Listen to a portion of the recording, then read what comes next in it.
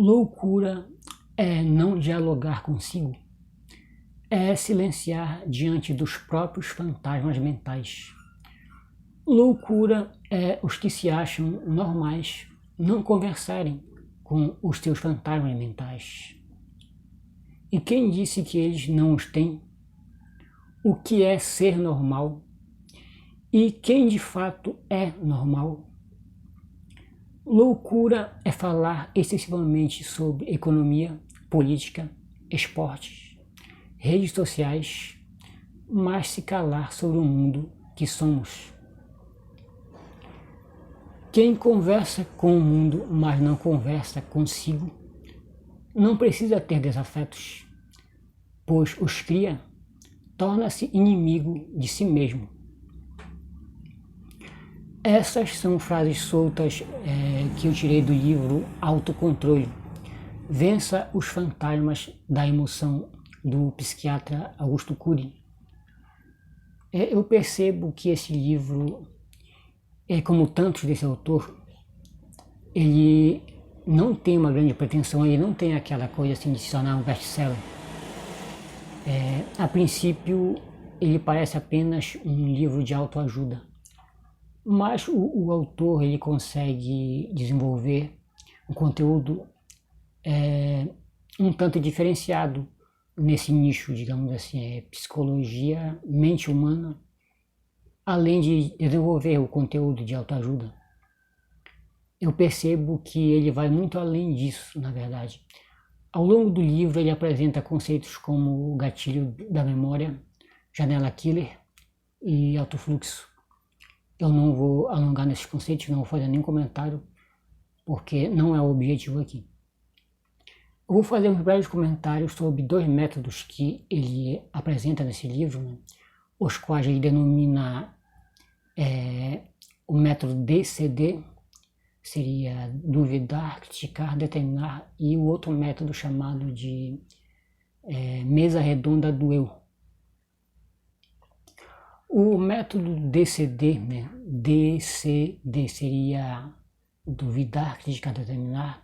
A tradução seria assim, seria você, primeiramente, duvidar de conceitos, né? De ideias, de conceitos formados, ou de atitudes, pode ser das suas próprias atitudes. Eu digo que principalmente das suas atitudes, né? E posteriormente ter um senso crítico sobre essa atitude, esses conceitos e ideias, né, que você tem ou os outros têm. E então o outro D, o último D seria de determinar, seria se determinar a uma mudança, digamos assim. Mudar conceitos, mudar de ideia, mudar de atitudes. Mudar para melhor, né? Ninguém quer mudar para pior, todo mundo quer mudar para melhor. Esse é o objetivo. A mesa redonda do eu, né, eu penso que é até mais profundo que o DCD. Eu vejo nele uma semelhança com a chamada meditação vipassana, que é praticada em escolas budistas. Eu ouvi dizer, inclusive, que foi o próprio Siddhartha Gautama, o Buda, que criou a meditação vipassana, né?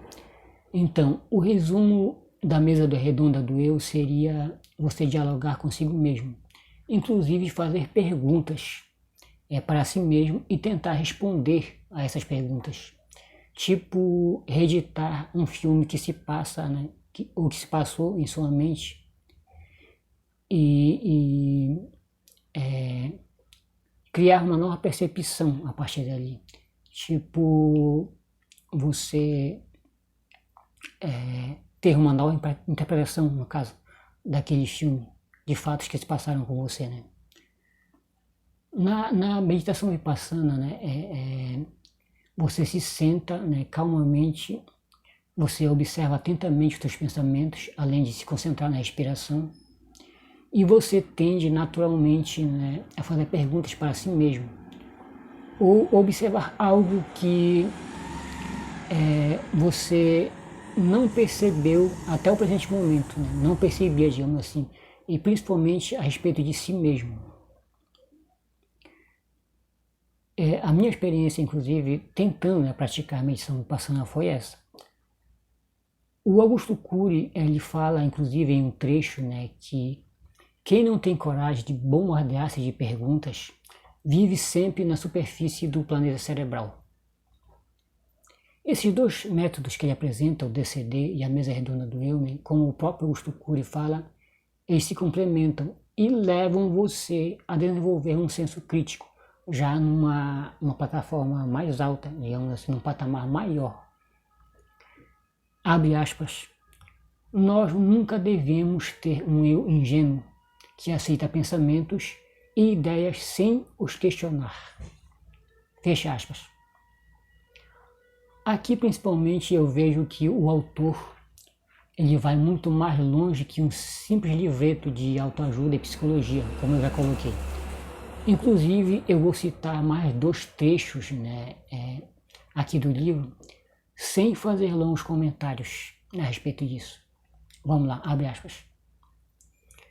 Se os soldados nazistas tivessem viajado para dentro de sua própria mente, do eu capaz de questionar as falsas verdades do nazismo, jamais teriam aceito que um estrangeiro tosco, rude, inculto e radical como Hitler os dominasse e fosse o maestro da maior orquestra de extermínio em massa da história.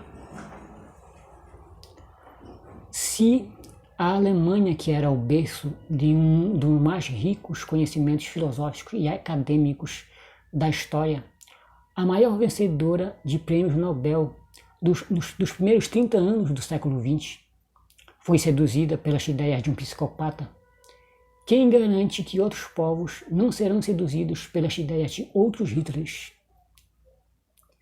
Essa problemática que ele apresenta aqui, né, essa ideologia que emergiu ali naquele período da Segunda Guerra Mundial, ele é um perigo que está latente hoje, ele não foi superado. Alguns historiadores, digamos assim, otimistas, né, falam que esse problema não vai mais acontecer, que já foi superado, que foi uma convergência de fatores históricos ali na Alemanha, mas nós percebemos que não.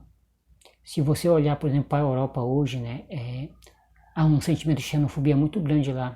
Os jogadores de futebol daqui, que são latinos, né, daqui da América Latina, que vão jogar na Europa, por exemplo, eles estão constantemente chamados de macacos, e os negros também. E nós vimos, né, a ascensão dessa xenofobia, de uma ultradireita perigosa, por exemplo, no Zewa, que é a maior potência econômica, né, do planeta, e isso se refletiu em outras partes do planeta Terra, inclusive aqui no Brasil, por exemplo, com a ascensão dessa ultradireita, inclusive que usa, né, a religião como forma de manipulação. Mas eu não vou tratar isso aqui agora, não é o objetivo, né? Existem autores que já tratam muito detalhadamente dessa questão, então vamos ao que interessa, vamos ao livro do Augusto Cury, né?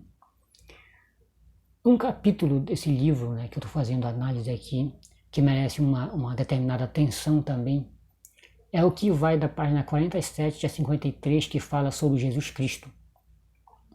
O autor apresenta um Cristo diferente daquele ao qual a civilização ocidental, através das igrejas, né, se acostumou a ver. Cristo aqui não é dogmático, ele não é uma figura que só pode ser vista à luz da religião. Não é aquele Cristo ao qual, né, nós temos que obedecer cegamente, sem compreender a profundidade dos seus ensinamentos. Há uma semelhança, né, aqui com a visão que o poeta libanês Khalil Gibran teve a respeito de Jesus Cristo. É uma visão, até certo ponto, um tanto romântica, né? Assim como a visão do Khalil a respeito deste ícone religioso. Mas eu vejo que também não é menos profunda que a visão do Khalil Gibran sobre, né, o Espírito de Cristo.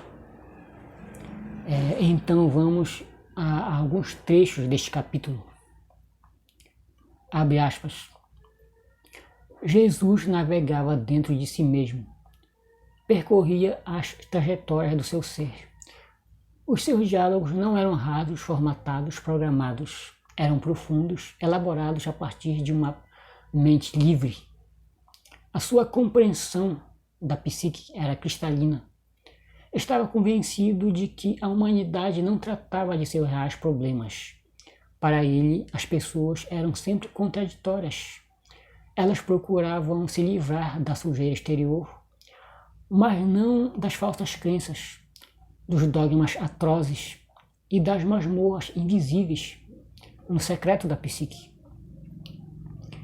Ele queria formar não servos, mas homens livres.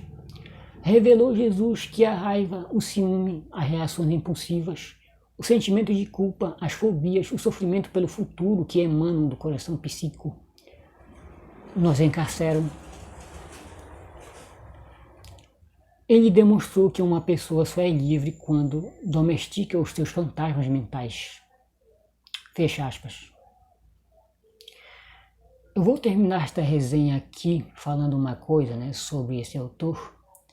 É que algumas pessoas, né, pensam que o Augusto Cury faz apenas autoajuda nos seus livros, principalmente por causa dos títulos que ele coloca nos seus livros, como,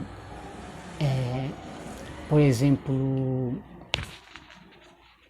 Nunca Desista dos Teus Sonhos. Esse foi outro livro que eu li, né, desse autor. Esse aqui que eu estou fazendo análise é o segundo.